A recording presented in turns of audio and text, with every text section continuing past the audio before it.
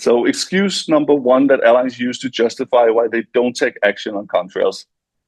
The science is uncertain. The climate impact of contrails is still under debate.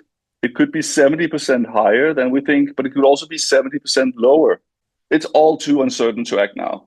Paul, what do you say to that? You're absolutely right, Joachim, that this comes up a lot, both from airlines and other actors involved in this problem. And you're absolutely right to say that our best estimate of global contrail warming has an uncertainty band of around plus or minus 70%.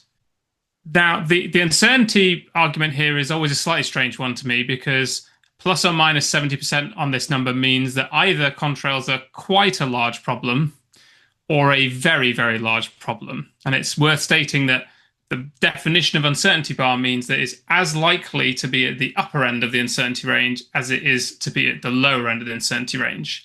So for me, this is a bit like saying the smoke detectors in my house say that the entire ground floor is on fire, but maybe only the kitchen's on fire, or maybe both floors of the house are on fire. But because it might only be the kitchen, we shouldn't call the fire brigade, because only the kitchen's on fire then, so we don't need to call the fire brigade. It's a strange argument to me to say that this means therefore we shouldn't act on contrails because it's in this uncertainty.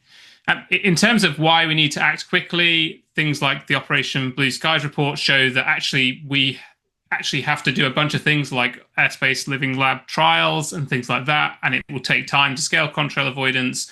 And so we need to act very quickly if we've got really any hope of staying within that kind of 2-degree boundary. With contrails the size that they are, staying under 2 degrees, I think is going to be an extraordinarily difficult challenge without tackling contrails and eliminating them well before 2050.